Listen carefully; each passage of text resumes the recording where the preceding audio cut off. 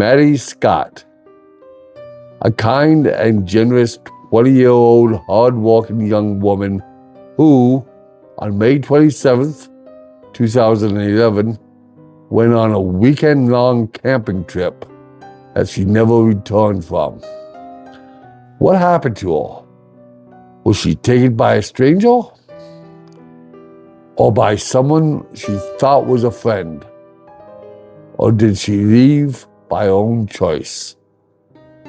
Today we'll explore all the facts of the case, and maybe we'll be able to unravel the mystery and answer the question, whatever happened to Maddy Scott? This is Night Owl. Good day, everyone. I'm Ted, your host. Welcome back to Night Owl. Today we're off the scenic vista of Vanderhoof, British Columbia. But before we strap on our hiking boots and trek off into the wilderness, if you'd be kind enough to please hit like and subscribe and to share this video. Because I'm not kidding, it really does help our channel out. And you may also want to turn on your notifications so you'll be kept apprised of any new content that we come out with.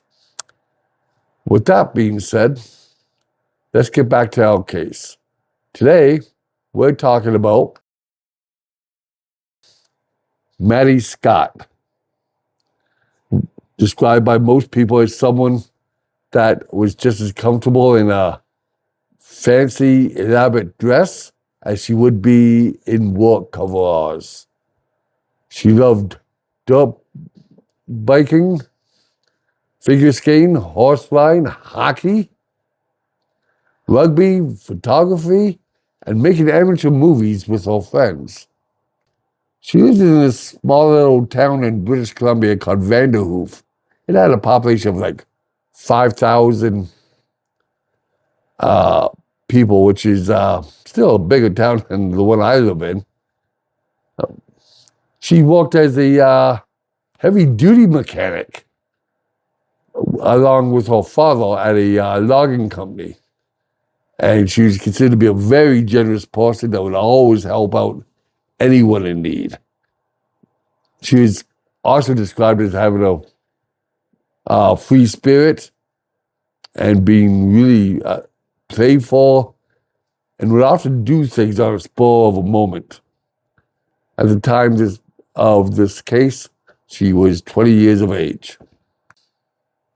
Now on the Friday, that was May 27th, 2011, Maddy went up to Hogsback Lake with a friend of hers, Jody Bodak. The plans was that they were going to spend a whole weekend up there camping. One of their classmates was having a weekend-long birthday bash, and she was looking real forward to it. Not just because the guy was a friend, but I guess some dude that she had a crush on was supposed to be attending. I guess the dude threw a birthday party for himself like this every year, but it would normally take up the entire weekend. Hell, he even advertised it on Facebook. Now, initially, Maddy and Jody drove up there in Maddy's white Ford F-150 pickup truck, which was like a pride and joy. But once they got to the campsite, Maddy discovered, crap. She brought the long tent poles. So, leaving Jody at the site, Maddy drove all the way home to her mother's place, where she was to pick up the light poles. And at the time, everything seemed cool. By the time Maddy got back, it was around 9:30 p.m. And according to Jody, it was a pretty big party. More than 50 people showed up. And I guess they were all between the ages of 18 and 25. Around 10 o'clock, which is about half an hour after she set up the tent, Maddy went in there for a bit. She was a little bit upset. She texted her parents saying that she confessed to her crush how she had felt about him, and I guess he just wanted to be friends. So her parents said that she seemed a bit upset, but nothing really over drastic or nothing like that. Like she wasn't super depressed, just more or less a bit bummed out, which I guess I could definitely see. But I guess Jody was having a bit better luck. She was hooking up with a new guy. So Maddy, though, she really wasn't in the mood to party that much anymore. But she really didn't want to leave either. Maybe it's because she just went through the hassle of having to set up a tent and didn't want to tear it down again so soon. And not to mention she was concerned that she didn't really want to leave Jody stranded there, seeing how, Maddy was a ride. So she decided to stay. Now, Maddy had bought a six-pack and bought some other adult refreshments with her that she was planning on sharing with Jody, as well as pretty much anyone that wanted some. And but according to Jody, Maddy really didn't drink to excess. In fact, she was probably the most sober person there. Now, around midnight, a small group of people arrived, and no one actually knew who they were. They were pretty much total strangers when it came to everyone else that was there. Jody said that they were from out of town. But at any rate, for whatever reason, a fight broke out. During this fight, Jody was accidentally pushed into the campfire, and she injured her knee when she went down. As I said, it wasn't clear what actually started the fight, but at any rate, the gate crashers departed soon after that. Now, Maddy had pretty much just stayed in her tent during this entire fight, so she was probably not involved with it. Hell, she may not have even been aware that it happened. As for Jody, well, she was a little bit tipsy and mildly injured. She wanted to leave with the guy she started dating that night. Now, Maddy wasn't too happy about Jody leaving. She actually almost begged her to stay. But Jody had a mindset. She definitely wanted to leave. She did, however, try to convince Maddy to come with her. But Maddy felt, I'm already in my sleeping bag. And she wanted to stay there so she could keep an eye on her tent and her stuff. She thought everything would be all right. So Jody said goodnight to her and left. Jody, a little bit reluctantly, left with her new boyfriend in his vehicle, leaving her friend Maddy behind. But she thought it'd be fine because she still had other friends that was there that could, keep an eye open for her. And she also had her own pickup truck there, so if she had to leave, she could easily do it.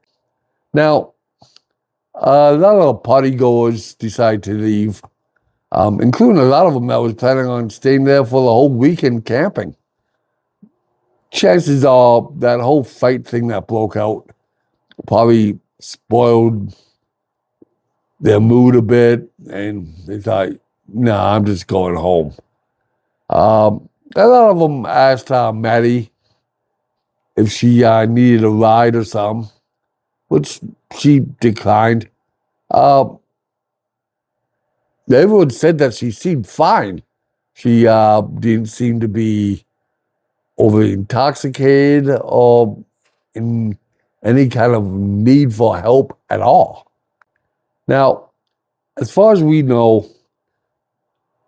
Maddy was left alone in her tent. The only other people at the campsite at the time was the party host as well as the girlfriend. But around 2:30 a.m., they got into a bit of an argument, and they decided they were no longer going to camp.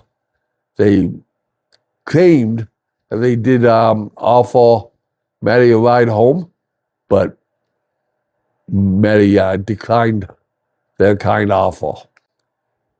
Now, one thing we're not really sure of is whether or not Maddy was actually aware that she was all by herself at the campsite, that there was no one else there, because she was expecting some of them to, be camping all weekend. And according to Maddy's mother, she would not have stayed there if she thought she was all by herself.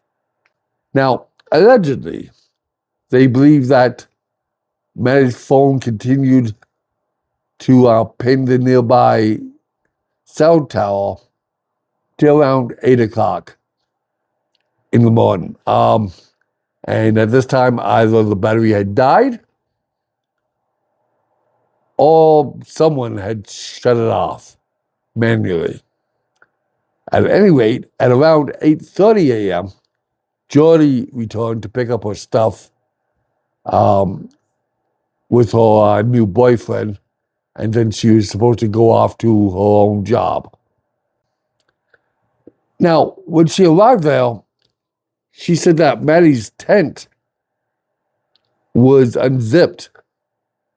And when she looked into the tent, she noticed that the sleeping bag, as well as all the belongings that was in her tent, was shoved to the one side.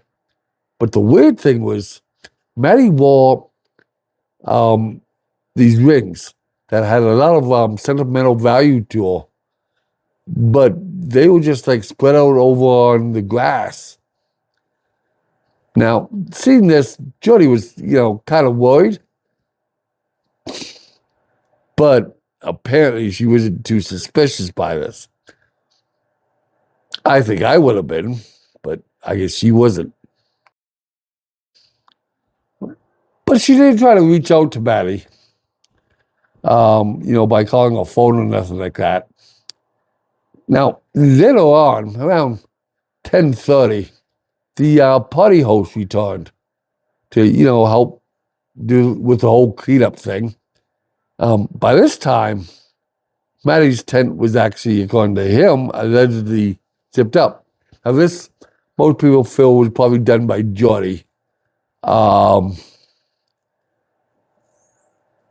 seeing how Maddy's truck was still there, he just thought that maybe she was inside sleeping. Now, initially, Maddy's family wasn't all that concerned. I mean, she was a very independent and strong young lady, and not to mention she was planning on being gone the entire weekend up at Hogsback Lake camping. But on the Saturday, there was a second party there, a bit bigger than the first one. It had about 150 people. One of these actually wound up being Maddy's sister, who at this time was unaware that Maddy was missing. Now, seeing that the truck and tent was still at the campsite, there was a bit of confusion on whether or not Maddy was actually at the second party as well as the first one. And that's in spite of no one actually seen her since 3 a.m. Saturday morning. Now, at some point during the second party, one of the partygoers who had a bit too much of the good stuff, if you know what I mean, fell on top of Maddy's tent. It's at this point they realized she was not in her tent. And word made it back to Maddy's parents, in which event they drove up to the lake themselves on Sunday and discovered the tent flattened and the Maddy's pickup truck was also there locked up. It's at this point her parents called the RCMP. Now, the phone call to the RCMP actually kicked off one of the biggest searches in British Columbia's history. The cops were able to map out her activities for the entire day on Friday, leading right on up to the party. They were able to determine when she stopped by the liquor store, and then later on she grabbed some snacks for the party. Now, initially, the cops thought that maybe Maddy had gone out for a walk and got herself injured in the surrounding area, which at the time was a reasonable thought. I mean, the whole place was like made up of gravel pits, creeks, swamps, forests, and fields. So they searched it all, including Hogsback Lake itself. Now, of course, was searched by divers, boats, and it was even including this little small island that was on the lake. Now, you have to understand something. Searching that lake was no small task. It is kind of sizable. It's about like 128 acres, 22 feet deep. And if you're diving there, you can only see maybe 10 feet in front of you. But in the surrounding area on land, they pulled out all the stops. They sourced by foot, quad, horseback, helicopter. They used cadaver dogs and trucks. Now, investigators said that when it came to a campsite, there really didn't seem to be that much of a sign of a struggle. Now, I'm not so sure if I agree with that. I mean, all the contents of a tent was shoved to the one side. And the jewelry that she held in such high regard was strewn all over the grass. That could indicate something. But when it comes to the other stuff that was still there's nothing really damaged. They didn't think anything looked like it was stolen or anything. They examined Maddy's sleeping bag and pillow, her purse, her camera was still there, and the jewelry, even though it was all over the grass, was still there. They also found a hatchet, a cooler with some adult beverages in it, and a gas can with gasoline still inside it, as well as a pair of motorbike boots. Though there was a few things that was actually missing. Maddy owned a iPhone 4 with a robin egg blue case. And there was also a large cluster of keys she had on some kind of Gothic style landlord. And they have never been found.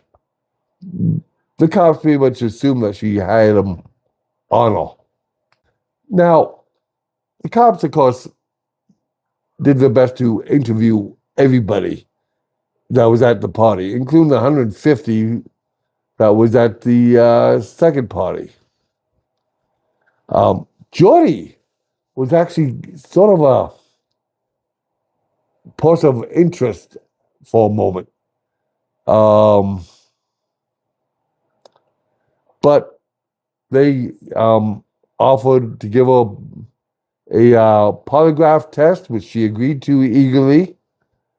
And she ended up being cleared by both that and by the PI that Maddy's parents had hired. Not to mention, Jody kind of had a witness. If you recall, she hooked up with a brand new boyfriend. They saw Maddy together. They left together. They came back together. So, yeah. But they were able to pretty much rule everyone else as a possible suspect. And that includes the party host and his girlfriend, the dude that Maddy had a crush on, and another guy who actually had feelings for Maddy, but she didn't feel the same way. The RCMP actually stated, and I quote, "We haven't identified anyone that would have a grudge or had any reason to harm or cause Madison's disappearance." But any hopes of Maddy's safe return was crushed on Monday, the 29th of May, 2023, when her remains was discovered on someone's land in the east of Vanderhoof, about 18 kilometers away from the campsite. Now, as you can probably imagine, from the time that she went missing, theories bounced all over the place. One such theory was that she took off voluntarily. Just decide, you know what, I'm going to start anew. But it's not easier to do that with a set of wheels, right? And she left the truck there, so it's unlikely she's just going to up and leave all her stuff there.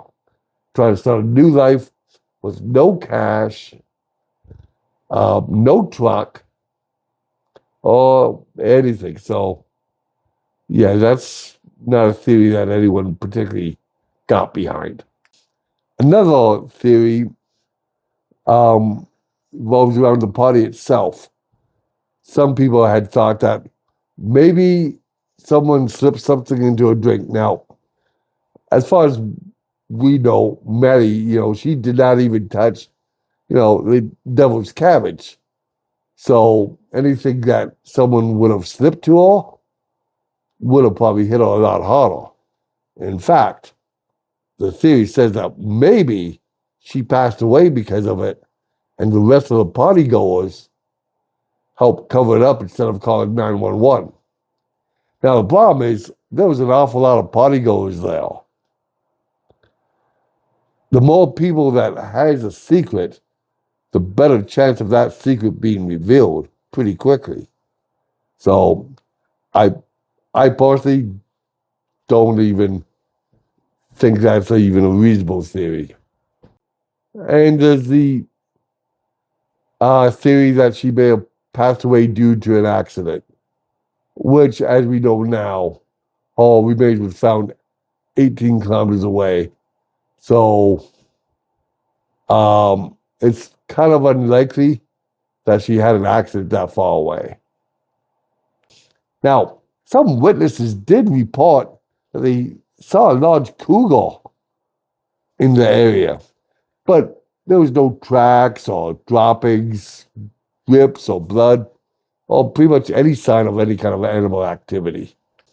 Of course, another theory is that she may have been ended by someone that she knew, which it's possible. Example, there was a guy that she knew, not sure what exactly the nature of the friendship was, but she at least knew him. Guy named, and I apologize for the pronunciation of his name, I think he's Norwegian. Svibjørn Bjornsson.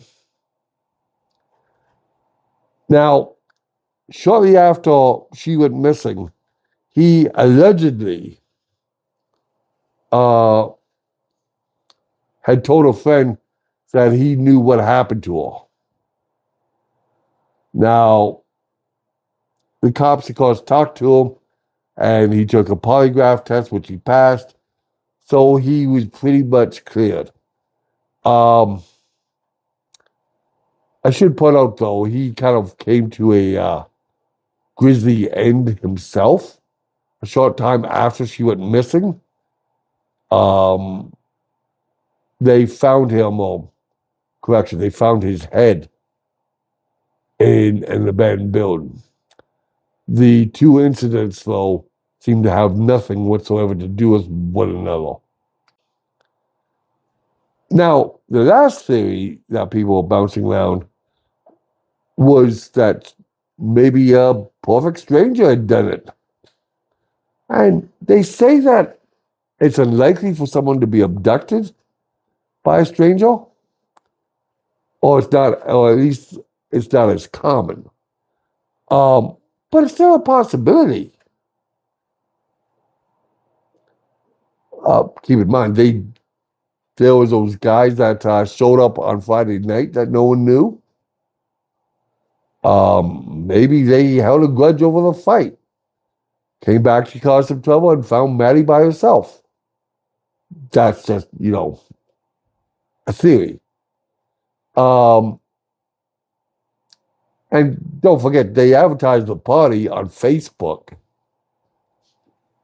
So it's quite possible that maybe someone just came to the location of the campsite, sat there and waited, hoping there'd be some stuff to steal.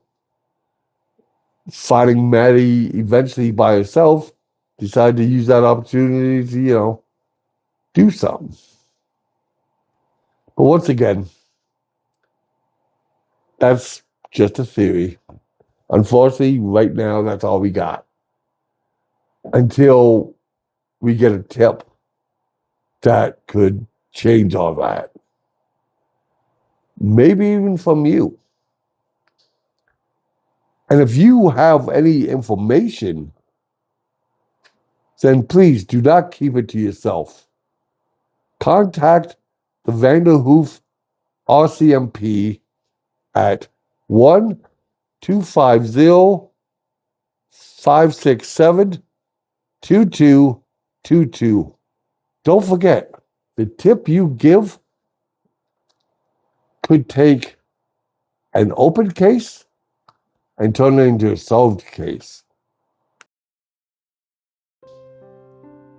Maddy Scott, a loving, caring young lady that gave life her all. Be it partying with her friends or working hard as a mechanic side by side with her father. She loved and cherished life until that life was taken from her, either by someone she believed a friend or by an unknown foe.